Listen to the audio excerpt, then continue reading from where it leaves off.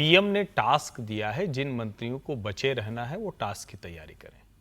जो मंत्री हटेंगे, और मुझे ऐसा लगता है कि कुछ मंत्री तो हटने ही जा रहे हैं, उन मंत्रियों को, अब चूंकि फ्रेम थोड़ा बड़ा होता, बातचीत के चेहरे आते हंसते मुस्कुराते, शक्ल देख के बता देते आप, तो समझ में आ जाता।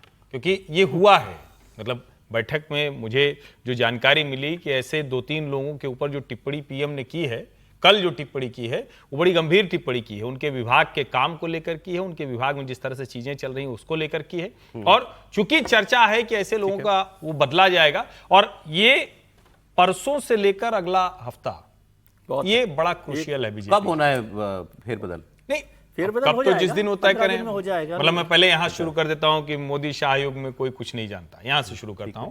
लेकिन आपको यूपी बीजेपी टीम आनी है इसी सप्ताह में, वो सबसे पहले आ जाएगी। नेशनल टीम आनी है इसी सप्ताह में, पूरी कैबिनेट बदलनी है, मतलब पूरी, मतलब कि एक बड़ा हिस्सा उसका बदलेगा, वो इसी सप्ताह में। तो मोटा मोटा ये जो अगला हफ्ता 10 दिन है वो बड़ा महत्वपूर्ण होने वाला है। राजभवन के भी नाम, ठीक है सर, ठीक ये है। उसके बाद फॉलोअप में है सर। मोदी अपने मंत्रियों को नए टास्क दे रहे हैं और रिपोर्ट ले रहे हैं, जवाबदेही तय हो रही है। और ये भी तो अब हम, ये तो चर्चाएं चलती रहती हैं, वो इलेक्शन जीतते हैं तो तभी से हम लोग भी लग जाते हैं अगले इलेक्शन का क्या होगा, अब 2029 का क्या होगा। देश के एक बड़े सिफोलॉजिस्ट हैं और एक्सिस माई इंडिया के मैनेजिंग डायरेक्टर हैं प्रदीप गुप्ता, उनका एक इंटरव्यू हुआ, वो उसकी बड़ी चर्चा हो रही है, इसलिए मैंने कहा चलिए उसको भी लेते हैं, बात करते हैं। कल हमने शायद हल्का सा छुआ भी था उस बात को, तो मैं आज आपको उनका बयान सुनाता हूँ। उन्होंने कहा जब वन पार्टी डोमिनेंस कभी भी किसी देश में आती है, मतलब भारत में आई है, जब आई है, कांग्रेस की आई है, तो उसने बरसों तक फिर शासन किया है, और फिर चैलेंजर नहीं होता, फिर बहुत लंबे समय तक कोई उसको चुनौती नहीं दे पाता है। वो युग भारत में 2014 में शुरू हो गया था। और उन्होंने कहा कि मुझे नहीं लगता कि 20 साल तक बीजेपी को कोई चुनौती देने वाला दिख रहा है। देखिए, पहले तो लगातार 77 तक कांग्रेस ने रूल किया, 52 से ही बात कर लीजिए, 52 to 77, राइट, 25 ईयर्स रफली।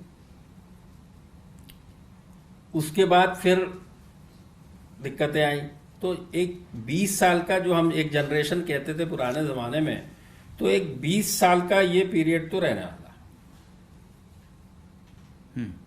क्योंकि कांग्रेस के साथ दिक्कत ये है कि उसके साथ वो लेगेसी इशू भी चलते हैं ना, मिस गवर्नेंस के, तो वो तो रहने वाला है। तो अब 15 हो जाएंगे, 29 की बात कर लें तो 5 साल मुझे लगता है कि कम से कम, और वो पूरे देश को ये मनवाना उतना समय लगेगा। और एट द सेम टाइम जो ऊपर जाता है वो थोड़ा नीचे भी आता है बाद में। अच्छा, कंफ्यूजन मेरी दूर हो गई मुझे, क्योंकि ये लग रहा था कि शायद उन्होंने कहा कि यहां से आगे 20 साल बीजेपी को कोई चुनौती नहीं है। वो ये कह रहे हैं कि 2029 34 तक के लिए, मैं उनको ऐसा लगता है कि बीजेपी विल रूल। और अभी 5 साल अगर यहां से कांग्रेस खड़ी होना भी शुरू हो जाए और बीजेपी गलतियां करे अपने पीक पर, हम मान लें कि ये उसका पीक है, हालांकि पीक माना तब जाता है जब सैचुरेशन हो जाए, भाई यहां और कहां जीतोगे, उसको आप पीक कहेंगे ना। बीजेपी के लिए तो अभी काफी पॉलिटिकल जमीन बाकी है जीतने के लिए, दक्षिण भारत पूरा बाकी है। तो अगर ये मान लें कि ये पीक हो गया तो फिर यहां से वो नीचे आना शुरू होगी। साइमल्टेनियसली कांग्रेस को ग्रो करना पड़ेगा, उसमें भी 5 साल लगेंगे। और मतलब 29 के बाद 5 साल, 2030 तक वो कह रहे हैं कि कोई चुनौती नहीं दिखाई देती। जी त्रिपाठी जी, कुछ कहना है इस पे आपको? नहीं, एक तो ये कि मुझे लगता है कि इनकी बात का कोई महत्व है क्या भाई?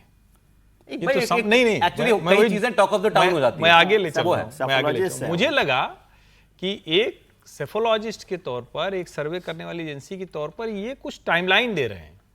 ये तो वो बात कर रहे हैं जो कोई भी अक्सर बात होती है कि भाई 29 तक हो गया तो 34 तक चल जाएंगे। क्या असल मुद्दा क्या है? क्या उन्होंने अपनी सेंस से डिक्लेयर कर दिया कि 29 बीजेपी जीतेगी। हाँ, वो कर दिया। हाँ। लेकिन ये बात तो हर कोई कह रहा है ना, जिस तरह से 24 के बाद स्टेट इलेक्शन दर इलेक्शन भारतीय जनता पार्टी ने अपना बहुत स्ट्रांग होल्ड किया है, तो उसमें बड़ा आसान है। असली बात दूसरी है, क्या सचमुच अगले 20 साल तक भारतीय जनता पार्टी अपनी राजनीति को इसी तरह से रखने की स्थिति में है? इस पर डिबेट होनी चाहिए। क्योंकि अब आप देखिए, जिसको बार बार कहा जाता है ना, जिसको हम लोग भी वो कौन सी थी, कश्मीर फाइल्स थी ना, जिसमें वो था कि सरकार तुम्हारी सिस्टम हमारा। क्या system Bharatiya Janata party create कर पा रही है? क्या अगले 20 साल तक वो सिस्टम चलने वाला है? क्या इसकी चर्चा बना नहीं भी 12 साल में? नहीं, अभी तो नहीं बना है। क्या होता है उस सिस्टम में? नहीं, सिस्टम का मतलब जैसे आप उसको यूं समझिए कि आप सरकार की बात करते हैं तो सरकार तो जो जीत गया वो हो गया, लेकिन किसके हिसाब से नैरेटिव बनता है, किसका काम होता है, किसके लोग पावर में दिखते हैं, इसको आप यूं समझिए। अब उसको और थोड़ा सा गहराई में जाएं, किसके पक्ष में ज्यादा वो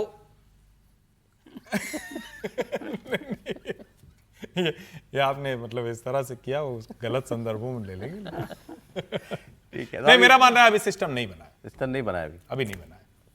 अभी भी सिस्टम जिसको कहते हैं ना कि जो कांग्रेस का इकोसिस्टम था वो अभी भी हावी है। तो 12 साल वैसे बहुत होते हैं। देखिए सिस्टम बनाना कि एक तो बता दूं कि वो सेफोलॉजिस्ट हैं तो ज़्यादा बेहतर है।